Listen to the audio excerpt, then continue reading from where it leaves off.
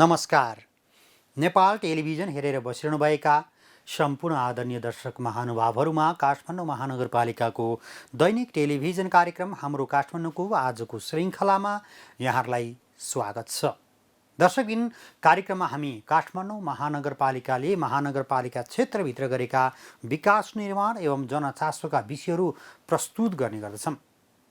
दर्शकबिन, काठमाडौँ महानगरपालिकामा पछिल्लो समय सम्पदा संरक्षण गर्नका लागि महानगरपालिका र मातहतका वडा कार्यालयहरू समेत सक्रिय अवस्थामा लागिरहेको कारण अहिले धेरै सम्पदाहरू पुनर्निर्माण सम्पन्न भइसकेका छन्। सोही क्रममा काठमाडौँ महानगरपालिका वडा नम्बर 15 भुइँखेल स्थित आनन्द भुवन महाविहारको पुनर्निर्माण पश्चात उद्घाटन गरिएको प्रसङ्ग आजको कार्यक्रममा राख्नेछौँ। काठमाडौँ महानगरपालिका वडा नम्बर 15 अन्तर्गत भुइँखेलमा रहेको आनन्द भुवन विहारको पुनर्निर्माण सम्पन्न भएको छ। भूकम्पका कारण क्षतिग्रस्त यस विहारको पुनर्निर्माण पश्चात गत चैत 14 गते उद्घाटन समेत गरिएको छ। विहार उद्घाटन कार्यक्रमलाई सम्बोधन गर्नुहुँदै काठमाडौँ महानगरपालिकाका प्रमुख विद्यासुन्दर साक्यले सम्पदा संरक्षणलाई प्राथमिकतामा राखेर महानगरपालिकाले काम गर्दै आएको बताउनुभयो। स्थानीय सरकारको उपस्थिति महसुस हुने गरी निर्वाचनका समयमा प्रतिबद्धता गरे अनुरूप नै सम्पदासँगै विकास निर्माणका कार्यलाई अघि बढाइएको प्रमुख साक्यको भनाइ थियो। त्यही गरेर हामीले बोलेका थियौँ, हाम्रो कार्यकालभित्र सम्पूर्ण सम्पदाहरूलाई पुनर्निर्माण गर्न सक्छौँ। चाहे 72 साल पछिको भूकम्पले भत्केका होस् या त्योभन्दा अगाडि नै आर्थिक अभावले बनाउन नसकेका सम्पदा होस्, त्यो हामी सबै बनाउन सक्छौँ भनेर हामीले उद्घोष गरेका थियौँ। सार्वजनिक रूपमा नै हामीले आह्वान गरेका थियौँ। कहीँ कतै हामी आग्रह पूर्वाह राख्दैनौँ। हिजो को कता लाग्यो चुनावको बेलामा हामी हेर्दैनौँ। त्यो बनाउनु पर्ने सबै हामी बनाइदिन्छौँ भनेर हामीले उद्घोष गरेका थियौँ। त्यही अनुसार अब अलिकति हामीलाई पनि गौरव लागेको छ। सबैले स्थानीय सरकार छ, हाम्रो स्थानीय सरकारले हाम्रो सरकार भनेर महसुस गर्ने र विश्वास गर्ने स्थिति आयो। हिजोसम्म चाहिँ कसैले चासो नराख्ने, नगरपालिकाले पैसा दिन्छ कि दिँदैन भनेर सहयोग गर्छै गर्ने थाहा नभएकाहरूले पनि अब गर्ने रहेछ, हामीले पनि त्यहाँ समन्वय गर्नुपर्ने रहेछ भनेर एउटा विश्वास चाहिँ जागेको छ। प्रमुख साक्यले महानगरपालिकामा जनप्रतिनिधिहरू बीचको सहमति र सहकार्यमा नै योजना निर्माण गरिनुका साथै तिनको कार्यान्वयन हुने गरेको बताउनुभयो। प्रशासनिक, प्राविधिक लगायतका कारणले योजना कार्यान्वयनमा ढिलाइ हुने गरे पनि जनप्रतिनिधिहरू बीच भने समन्वय र सहकार्य रहने गरेको उहाँको भनाइ थियो। धेरै गर्न खोजिरहेका छौँ, तर गर्न खोज्दै पनि कहीँ प्राविधिक काम, कहीँ प्रशासनिक, कहीँ कानुनी कुराले अलिअलि अल्मलिएका छन्। र हामी निर्वाचित भइसकेपछि मैले अलिक गौरव पनि गर्नुपर्छ। हामीले कार्यपालिका नगरसभाले सबै निर्णय सर्वसम्मतिको निर्णय गरेका छौँ। त्यसैले यसको जस पनि सबैले दिने, अब्जस आए पनि सबैले लिनुपर्छ। जस पनि सबैले, मेरो वडा सदस्य सबैले अहिलेसम्म मैले लगेका प्रस्तावहरूलाई उहाँले कहीँ पनि कहिलेकाहीँ अलिअलि परिमार्जन गरेको छ, अस्वीकृत गरेको कुनै पनि छैन। कुनै अझ यसोभन्दा यसो गर्न पाए कसो हुन्छ, अझ राम्रो हुन्छ भनेपछि राम्रो कुरालाई ग्रहण गर्न हामीले कन्विसाइ गर्नु पनि हुँदैन। उहाँले दिएका सुझावलाई ग्रहण गरेर सबै निर्णयहरू सर्वसम्मत रूपमा निर्णय गरेका छौँ र बजेट विनियोजन गर्दाखेरि सबै सर्वसम्मत रूपमा निर्णय गरेका छौँ। कार्यक्रममा महानगरपालिकाकी उपप्रमुख हरिप्रभा खड्गी श्रेष्ठले महानगरपालिकाले स्थानीय सरकारको प्रभावकारिता झल्कने गरी महानगरवासीहरूमाझ सेवा प्रवाह गरिरहेको बताउनुभयो। स्थानीय सरकारको नेतृत्व परिवर्तन भए पनि महानगरपालिकाको वर्तमान नेतृत्वले सुरु गरेका राम्रा कामले निरन्तरता पाउने उपप्रमुख खड्गी श्रेष्ठको भनाइ थियो। हामी कार्यपालिका एवं बोर्ड बैठकका सबैले यस्तो चिजमा चाहिँ हामीले स्वीकारेका छौँ। किनभने हाम्रो बिहारलाई हामीले बचाउनु पर्छ। हाम्रो चाहिँ त्यो हाम्रो चाहिँ धर्म नै हो। हामीले बचाउनु पर्छ। किनभने धेरै वर्षसम्म चाहिँ स्थानीय सरकार नहुँदाखेरि हामी स्थानीय जनतालाई धेरै नै दुःख भएको हामीले महसुस गरेका छौँ। त्यसकारण चाहिँ यो कुरालाई चाहिँ हामीले चाहिँ एकदमै अगाडि चाहिँ ल्याएर हामीले चाहिँ अब बिहारहरू धमाधम बनाउने अहिले भनिसक्नु भएको छ। कतिवटा बिहार त हामीले उद्घाटन गरेर समाप्त भइसकेको छ, कुनै बन्दै छन् हैन। त्यसकारण चाहिँ यसमा चाहिँ अब तपाईहरु निर्धक्क रहनु होला।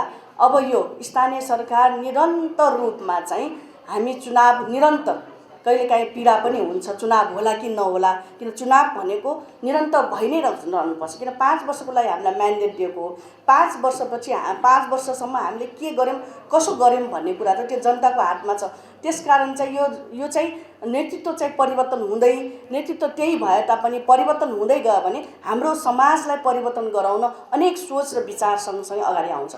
कार्यक्रममा महानगरपालिकाको प्रवक्ता समेत रहनुभएका वडा नम्बर 15 का अध्यक्ष ईश्वरमान डङ्गोलले विश्व सम्पदा क्षेत्रको काखमा रहेको बिहारले थेरवादी बुद्ध शिक्षा मार्फत सामाजिक सद्भाव र शान्तिका लागि ठूलो योगदान दिएको भन्दै बिहारको पुनर्निर्माणले सम्पदा क्षेत्रको गरिमा बढाएको बताउनुभयो। बिहार हो जिउ लागि मनु जीवन सुखमय याव लागि शान्ति कामना याव लागि तरवे चाहिँ जिउ चाहिँ था ख इगे तो महत्त्वपूर्ण ख ए जोली तो महत्त्वपूर्ण इटा झिसा बचेन अझ चाहिँ व्यवस्थित रूपमा न्याय के लागि जिला थनियोको ढामा मरु जी चाहिँ थन भन्ते कुण्डल मास बिर चाहिँ कुण्डल मास बिर यो कोही ख विस्तृत रूपमा जनप्रति ढामा ख स्थानीय सरकार निसे वो संख्या निसे कया आतको महानगर ये महानगरमा जे नइ चौ विस्तृत रूपमा र यामा दायित्व महत्त्वपूर्ण र याना चौ विषयले न भविष्य विषय न यामा विषयले वकन सम्पूर्ण ख चाहिँ थाना चाहिँ कनाडी गुदो यो चाहिँ भाषा मिलेन चाहिँ दुख्यान दुनी मने ठीक चाहिँ वकन धेरै गुदो आजीव विषयले कार्यक्रममा बिहारका प्रमुख कौडिन्य महास्थविर तथा महासचिव बुद्धिमान साक्यले महानगरपालिकामा जनप्रतिनिधिको आगमन पश्चात उल्लेखनीय कार्यहरू भएको भन्दै महानगरपालिकाले गर्दै आएका कार्यहरूप्रति खुसी व्यक्त गर्नुभयो। बुद्ध वचनको अनुसरण गरी भेदभाव बढाई सद्भावपूर्ण समाजको निर्माण गर्न 2037 सालमा यस आनन्द भवन बिहार स्थापना भएको हो। यस बिहारमा प्रत्येक दिन बुद्ध पूजा, बुद्ध धर्मका आधारभूत शिक्षा, पढित शिक्षा, बौद्ध शिक्षाको अध्यापनका साथै बौद्ध दर्शनको अध्ययन अध्यापन, बौद्ध चारधामको आयोजना, बौद्ध धर्मको प्रचार प्रसार र ज्ञानहरूबारे अन्तर्क्रियाहरू सञ्चालन गर्दै आएका थियौँ। यसै क्रममा 2072 सालको महाभूकम्पबाट यस बिहारलाई समेत क्षति पुर्याई नाजुक अवस्थामा रहेको यस बिहारको भवन पुनर्निर्माण गर्न 2077 साल मङ्सिर 25 गते बिहिबार काठमाडौँ महानगरपालिका नगर प्रमुख विद्यासुन्दर साकेको बाहुलीबाट शिलान्यास गरी काठमाडौँ महानगरपालिका र सडक दाताहरूको महत्त्वपूर्ण आर्थिक सहयोगबाट आज बिहारको भवन निर्माण सम्पन्न भएको छ। मूर्त रूपमा जुन यो ट्यान्जिबल जति पनि निर्माण सँगसँगै पुनर्निर्माण वास्तु सम्पदा क्षेत्रलाई समेट्ने जुन प्रयासमा करिब 3 अरब भन्दा बढी खर्च भइसकेको छ। अमूर्त इन्ट्यान्जिबल को लागि त कति खर्च भयो त्यसको हिसाब किताब हामी गर्न सक्दैनौँ। भन्दाखेरि अहिले काठमाडौँ महानगरपालिका जहाँ हाम्रा मेयर विद्यासुन्दर साक्य, उपमेयर हरिप्रभा श्रेष्ठ खड्गी उहाँहरूको नेतृत्वदायी भूमिका पश्चात चाहे धर्म सम्बद्ध क्षेत्रलाई मात्र हामीले हेर्ने हो भने बिहार, गुम्बा, यसरी नै बाहाबही काठमाडौँ क्षेत्रमा मात्र सीमित नरहेर लुम्बिनी क्षेत्रसम्म पुगेर अझ सँगैको जिल्ला ललितपुरमा जुन अन्तर्राष्ट्रिय मङ्गल मार्ग ध्यान केन्द्रलाई समेट्ने जुन प्रयास उहाँहरूको नेतृत्वदायी भूमिकाबाट भयो, त्यसमा हामी सम्बद्ध क्षेत्र जसले उहाँहरूलाई हामीले भित्री हृदयदेखि साधुवाद दिनै पर्छ। स्वयम्भू महाचैत्यको पादमूल भुइँखेलमा रहेको यो बिहारलाई 2072 सालको भूकम्पले क्षतिग्रस्त बनाएपछि 2077 मङ्सिर 25 गते शिलान्यास गरेर पुनर्निर्माण थालिएको थियो। बिहार 2 चरणमा पुनर्निर्माण भइरहेको छ। 4 करोड 25 लाख रुपैयाँ लागत अनुमान रहेको बिहार पुनर्निर्माणका लागि पहिलो चरणमा करिब 2 करोड रुपैयाँ बराबरको खर्चबाट पुनर्निर्माण गरिएको छ। 2 करोड रुपैयाँ मध्ये 85% रकम महानगरपालिकाले र 15% उपभोक्ताका तर्फबाट बेहोरिएको छ। महानगरबाट उपलब्ध हुने रकम मध्ये पहिलो चरणमा उपलब्ध गराइसकिएको छ भने दोस्रो चरणको सम्झौता हुने चरणमा छ। अहिलेसम्ममा भक्तहरूबाट करिब 1 करोड 37 लाख 87 हजार रुपैयाँ सङ्कलन भएको छ। कार्यक्रममा बिहार निर्माणमा महानगरपालिकाले उपलब्ध गराएको सहयोगको कदर गर्दै महानगरपालिकाका प्रमुख साक्य, उपप्रमुख खड्गे श्रेष्ठ र वडा अध्यक्ष डङ्गोललाई बिहारका तर्फबाट सम्मानित गरिएको थियो। 15 नम्बर वडा क्षेत्रभित्र करिब 10 वटा मुख्य गुम्बा र 5 वटा मुख्य विहार छन् भने साना साना विहार धेरै सङ्ख्यामा छन्। आनन्द भुवन विहार विक्रम सम्वत 2037 सालमा निर्माण भएको हो। बिहारमा भिक्षुहरूले आवासीय रूपमा बुद्ध शिक्षा लिइरहनु भएको छ। बिहारमा बुद्ध पूजा, ज्ञानमाला भजन, धर्मदेशना, शिल प्रार्थना, परित्राण पाठ, पुण्यानुमोदन जस्ता कार्यहरू सञ्चालन हुँदै आएका छन्।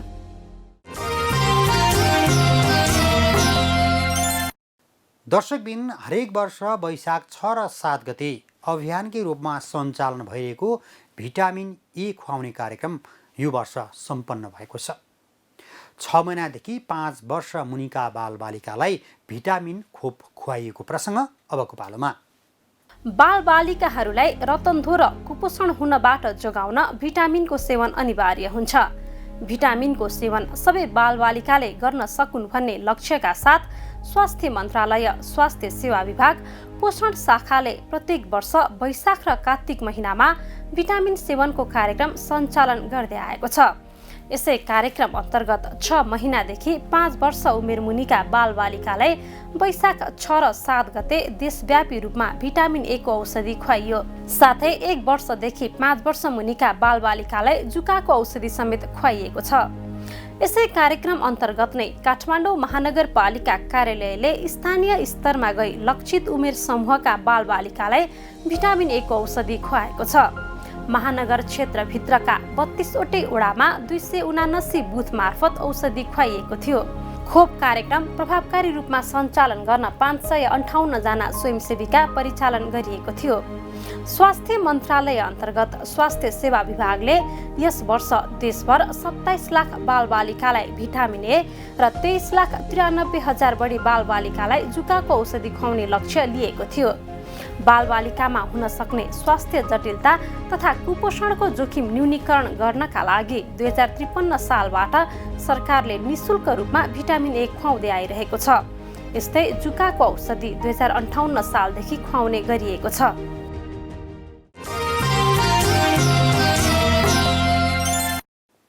दर्शकबिन, यिनै प्रस्तुतिसँगै आजको कार्यक्रमको निर्धारित समय सकिएको छ। भोलि पनि नयाँ विषय र प्रसङ्ग लिएर आउने नै छौँ। तबसम्मका लागि सम्पूर्ण टिमसहित म वैकुण्ठ भण्डारी बिदा चाहन्छु। काठमाडौँ महानगरपालिकाको गतिविधि समेटेर तयार पारेको कार्यक्रम हाम्रो काठमाडौँ मात्र नेपाल टेलिभिजनमा हरेक दिन साँझ 6:25 बजे र पुनः प्रसारण बिहान 10 बजे हेर्न नबिर्सनुहोला। नमस्कार।